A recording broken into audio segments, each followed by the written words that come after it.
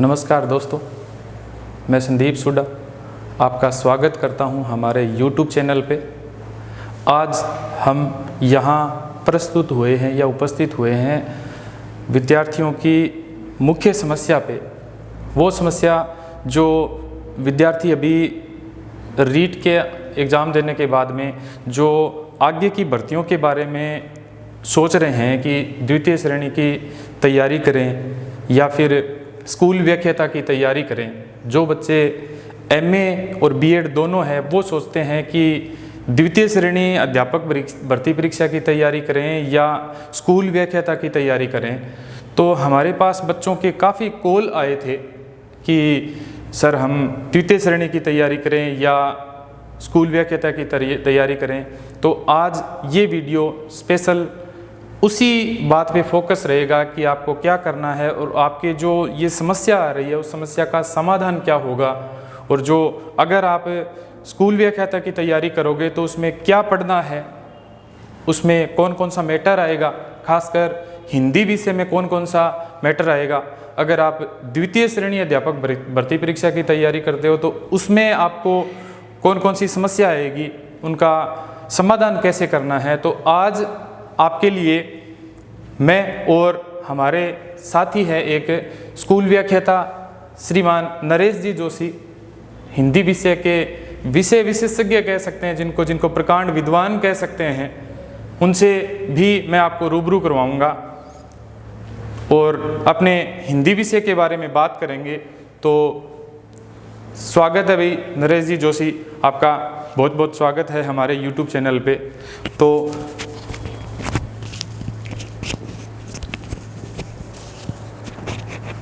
अब आप बताइए कि कैसे अपने को तैयारी करनी है, कैसे अगर उनकी समस्या है तो उनका समाधान है कैसे करना है।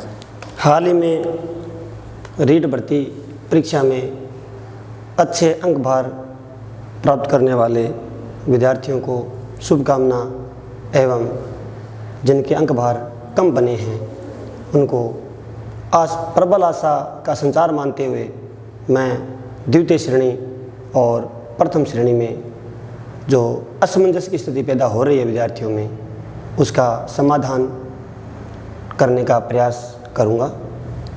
सर्वप्रथम अपन बात करते हैं कि हमें तैयारी किसकी करनी चाहिए।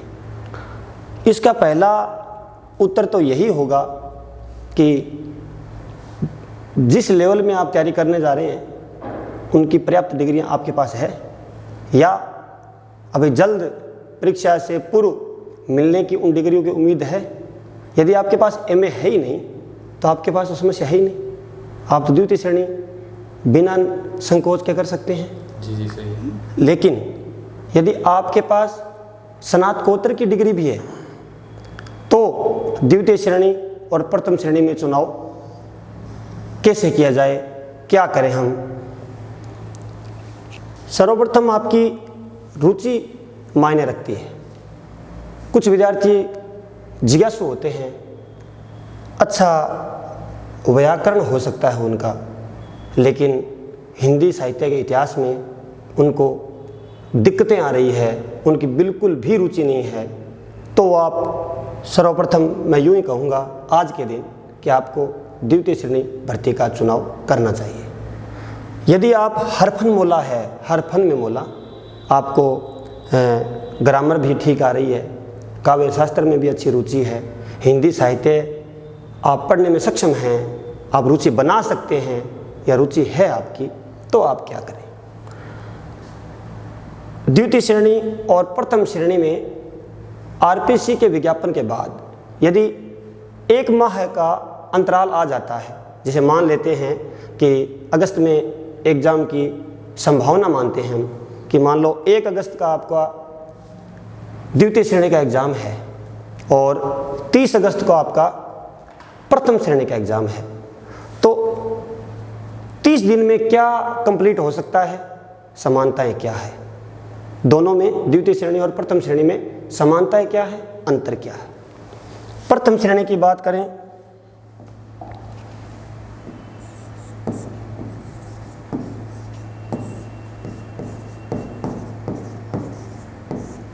प्रथम श्रेणी में हिंदी साहित्य इतिहास के 45 क्वेश्चन लगभग कह सकता हूँ मैं, क्योंकि निश्चितता कुछ चीज़ की होती नहीं है। हमने भी दिए हैं, कभी 52 आ जाते हैं, कभी 43 आ जाते हैं। अपन सामान्य आंकलन कर सकते हैं आज के दिन कि 45 क्वेश्चन प्रथम श्रेणी में हिंदी साहित्य इतिहास के पूछे जाते हैं। इसकी तुलना अगर अपन द्वितीय श्रेणी से करें तो द्वितीय श्रेणी में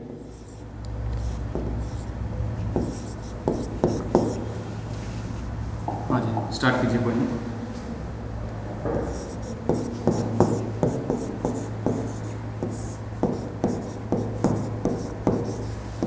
द्वितीय श्रेणी में 10 से 12 प्रश्न हिंदी साहित्य इतिहास के पूछे जाते हैं।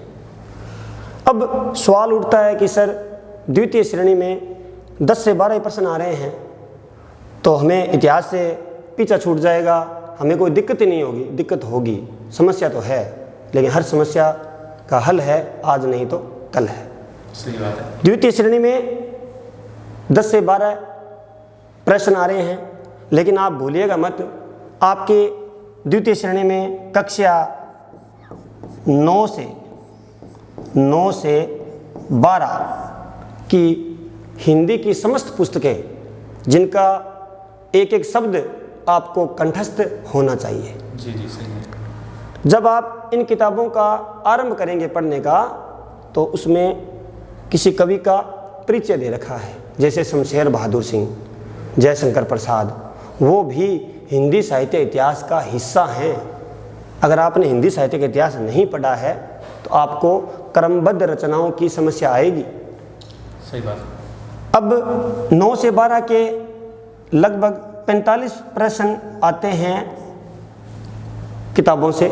उनमें से जो कवि परिचय है, उनकी भूमिका है, उनके जीवन परिचय, साहित्यिक परिचय, उसमें से अपन अगर सामान्य औसत लें तो 15 प्रश्न ऊपर भी हो सकते हैं।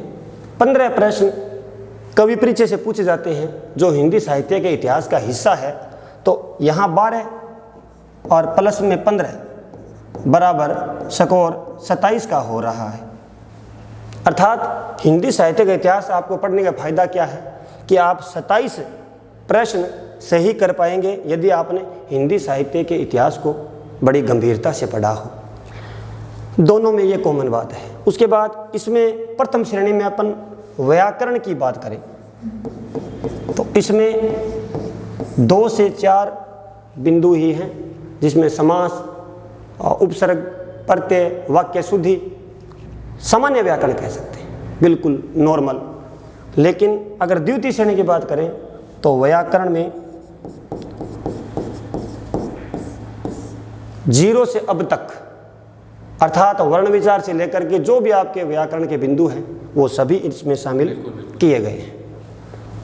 इसमें लगभग 40 प्रश्नों का आना संभावना है कि 40 प्रश्न ग्रामर के इसमें आएंगे और इसमें व्याकरण के सामान्यतः 10 प्रश्न मान सकते हैं अपन, ठीक है। उसके बाद तीसरा पार्ट आता है काव्य शास्त्र का।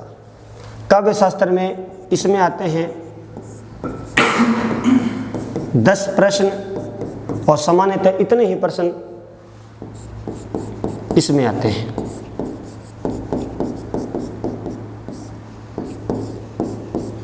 ये कॉमन हो गया। भारतीय काव्य शास्त्र भी आता है प्रथम श्रेणी में और पाश्चात्य काव्य शास्त्र भी आता है। पाश्चात्य काव्य शास्त्र का द्वितीय श्रेणी में अभाव है, उसमें नहीं आता। लेकिन एक क्या अनोखी चीज़ है जो द्वितीय श्रेणी में आ रही है और प्रथम श्रेणी में नहीं आ रही, वो है शिक्षण विधियाँ। शिक्षण विधियों के 20 प्रश्न, शिक्षण विधियाँ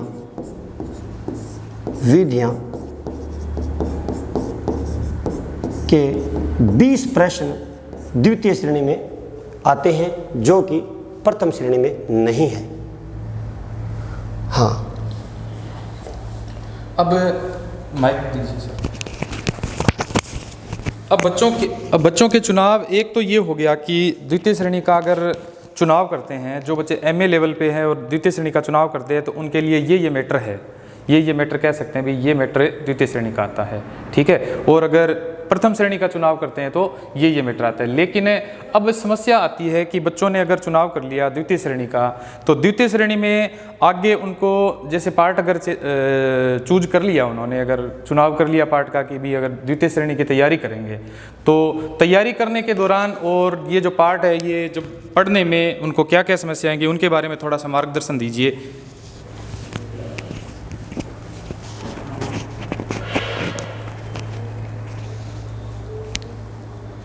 हर विद्यार्थी के दो समस्याएं सामान्यतः रहती है। जी जी जी सही। एक समस्या का निराकरण हर जगह संभव है, वो पहला प्रश्न या समस्या कहें अपन, पहली समस्या कि सर क्या पढ़ा जाए, कौन सी बुक खरीदी जाए, कैसे नोट्स पढ़े जाएं, और उसका उत्तर बताने में भी संदीप जी सभी अध्यापक क्या है सक्षम हैं, बिल्कुल सक्षम है कि जो हिंदी विषय से संबंध रखते हैं वो बिल्कुल बता सकते हैं कि क्या पढ़ना चाहिए। लेकिन दूसरी समस्या का समाधान बहुत ही कठिन है। वो क्या है कि जो आपको बुक्स बताई गई, जो आपको नोट्स बताए गए, वो परीक्षा के धरातल तक याद कैसे रखा जाए। याद कैसे रखा जाए कि जो हिंदी साहित्य के इतिहास में जो ढेर सारा मैटर है उसको कंठस्थ कैसे रखा जाए, और परीक्षा के धरातल तक बात कर रहा हूँ मैं। आज हो सकता है आज हमारे थोड़ी बहुत चीज़ें याद भी हो, लेकिन परीक्षा में अपन 4 जो ऑप्शंस आ रहे हैं दीप जी, उसमें क्या है कि अपन असमंजस की स्थिति में नहीं रहे हैं कि ये होगा या वो होगा। वो याद कैसे रखा जाए, वो याद करने का जो तरीका है उसको आज हम पेंडिंग रखते हैं, वो द्वितीय वीडियो में आपको बताया जाएगा। तो आज अपने सामने उपस्थित थे श्रीमान नरेश जी जोशी। इनके बारे में, इनकी डिग्रियों के बारे में बात करूं तो डिग्रियां मैं आपको थोड़ा बताना चाहता था कि ये MA और हिंदी से हैं और 2017 में स्कूल व्याख्याता में चयन हुआ था इनका। पहले भीलवाड़ा थी इनकी पोस्टिंग, अभी वर्तमान में हनुमानगढ़ ज़िले में ही पल्लू तहसील में केलनिया गांव आता है, वहाँ इनकी पोस्टिंग है। और इन्होंने 3 बार नेट किया हुआ है और 3 बार इनकी JRF क्लियर है। और वर्तमान में ये MLS यूनिवर्सिटी उदयपुर से ये PhD भी कर रहे हैं। तो मेरा उद्देश्य आज यही था कि जो बच्चों के समस्याएं आ रही है उन समस्याओं में कैसे उनका निराकरण करें और जो समस्या आ रही है उनका हल कैसे करें, क्योंकि अब वर्तमान में विद्यार्थी है वो एक तनाव से गुजर रहा है। खासकर जब से ये रीट का एग्ज़ाम हुआ है और माहौल बन रहा है कि कितनी मेरिट रहेगी, हमारा सिलेक्शन होगा कि नहीं होगा, उसके 145 बन रहे हैं, उसके 140 बन रहे हैं, मेरे 125 बन रहे हैं तो मेरा होगा कि नहीं होगा, अगर मेरे 110 बन रहे हैं तो क्यों बन रहे हैं। तो वो जो तनाव की स्थिति है, और उसके बाद में कई बच्चे ऐसे हैं जो उस तनाव से उभरने के लिए सोच रहे हैं कि हम आगे जैसे और तैयारी करें हम, तो जिनके अच्छे नंबर बन रहे हैं वो भी सोच रहे हैं कि हम और ज़्यादा तैयारी करें ताकि और इम्प्रूवमेंट हो, और जो औसतन है या फिर थोड़े कम उनके नंबर बन रहे हैं तो वो सोच रहे हैं कि अब की बार चलो कोई बात नहीं, मेहनत कम रह गई तो और उससे ज़्यादा इम्प्रूवमेंट करेंगे और ज़्यादा मेहनत करेंगे। इसी के साथ हम आपसे विदा लेते हैं, आगे और भी आपको मार्गदर्शन करते रहेंगे। बहुत बहुत धन्यवाद नरेश जी जो आप पधारे, धन्यवाद।